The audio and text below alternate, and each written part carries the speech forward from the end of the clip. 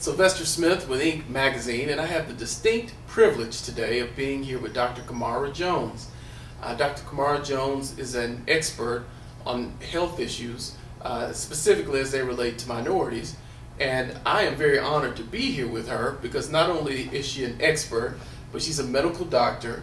She holds a Master's of Public Health, and she is a PhD. So she's clearly a phenomenal sister. So it's a pleasure to be here with you today. Thank you. Thank you. Now you're here in Arkansas for the Summit on Minority Health presented by the Arkansas Minority Health Commission. Yes. Could you tell us a little bit about the topic you've talked about today? I have been talking about the impacts of racism on the health and well-being of the nation, and then more broadly about social determinants of health, including poverty, and social determinants of equity, including racism. Now you said something today that absolutely blew my mind. I've been very fortunate to see a lot of things and hear a lot of things, and I spent my career in public service for the most part. But what you said today about how a person's race perception, the way the world sees them, and what color the world thinks they are, can be tied to their health outcome, just blew my mind. Could you tell us a little bit about that?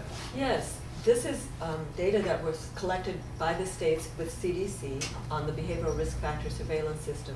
There's a 6-question module that we call the Reactions to Race module that states can opt to use in a year.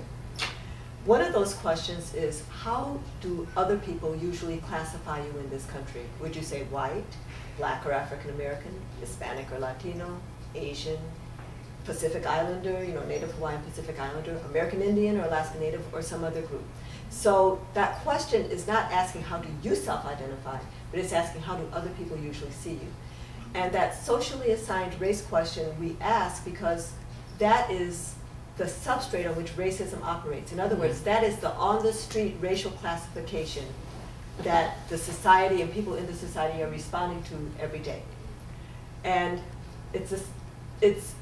when we look at impacts by that, then we're looking at the impacts of racism on health. So the little study that we did compared self-identified race with socially identified race, socially assigned race.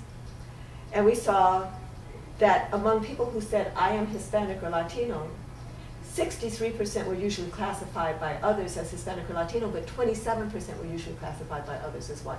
Mm-hmm. So when we compare the Hispanic Latino, self-identified Hispanic Latinos that other people thought were Hispanic or Latino, with the self-identified Hispanic Latino that other people thought were white, with the self-identified white that other people thought were white, and we asked the question, how do you self-rate your health?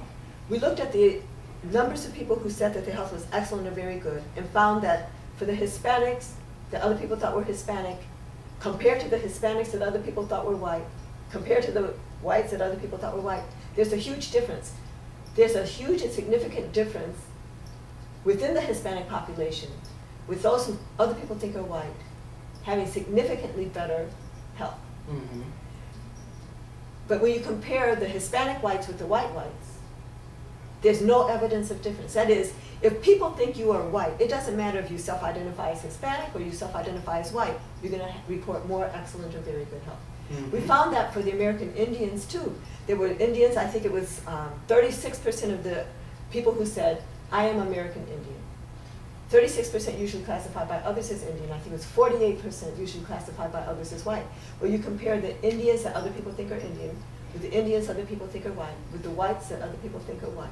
It was the same kind of thing, boom, boom, boom. Mm-hmm. Within the American Indian population, if other people think you're white, you have much higher levels of excellent or very good health, and the difference is statistically significant. But if you compare those Indians that other people think are white with the whites that other people think are white, there's no evidence of difference. That is, if other people think you're white, it doesn't matter if you self-identify as Indian or Hispanic or multiracial or white, it doesn't matter. As long as other people think you're white, you're reporting these higher levels of excellent or very good. Yeah, and just to make this simple for our users at Inc., because I had the benefit of seeing the wonderful, PowerPoint presentation. You all ask people, how is your health? We ask. And if you are black, for example, and you appear to be black, then your ratio of having excellent health was about 20% lower I believe, than if you were black, but you look white and the world sees you as white. Right. Is that correct? Well, that's correct, except actually we didn't have enough people who said, I am black, but the world saw them as white, to do the analysis for blacks, because those people have passed. Gotcha. Right. Gotcha. So we were able to do it for Hispanics, I got for you. American Indians, and for people who said, I'm more than one race. And in that group, there were a significant proportion who other people thought were black, but they were claiming multiracial. That's right.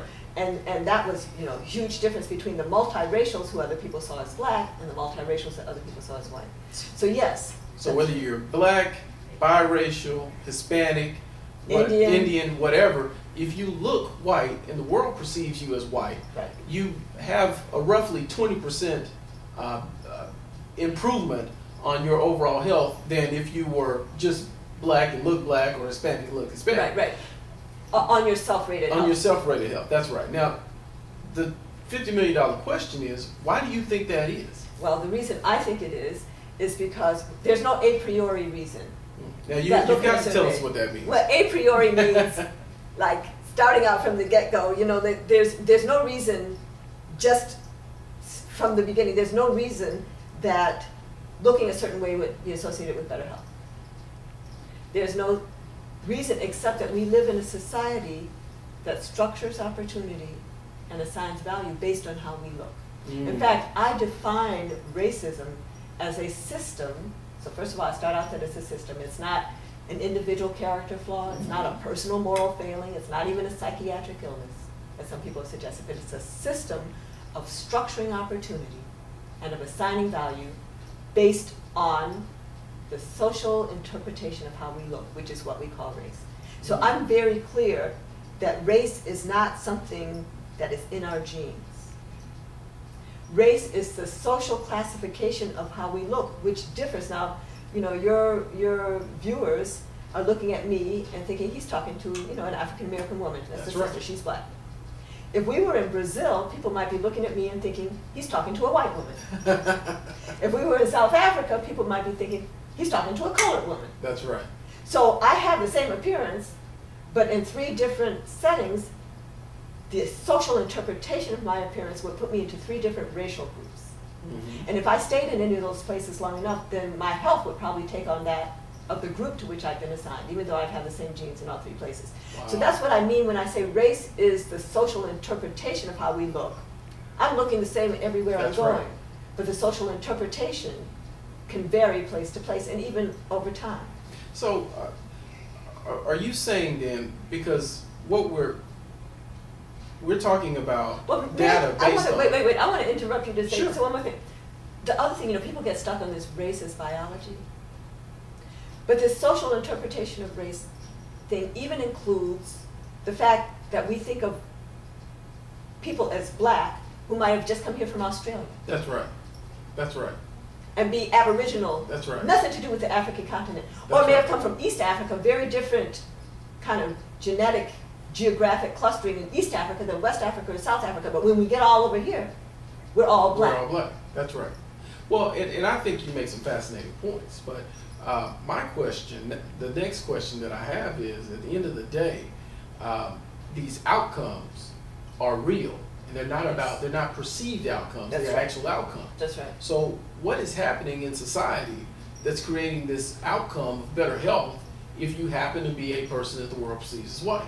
Okay, so what's happening is in education, it's happening in the justice system, it's happening in the laws of our society that even allowed GIs from World War II, when they came back, the white ones were able to buy property in these planned communities and the black ones weren't. So you have white people who are able to buy cheap houses in these communities. Those houses become, they accrue in value and all like that. Meanwhile, the black GIs, and they're inherited, that's inherited, and then those children can go and maybe buy a bigger house because they got the equity from that one. Meanwhile, the black GIs fought just as hard or harder, only able to rent, not able to buy. And so this is just, even in our times, another structural way that wealth is differentially shunted, so that black people don't have them, and it's not all black people, not all white people, but you see that the rules are based on race, and they're creating these differences. Well, this is wonderful information, and I'm hopeful that we can stay in touch, and that Inc. can have a relationship with you, and that maybe we can publish some of your work, because it's fascinating. Great.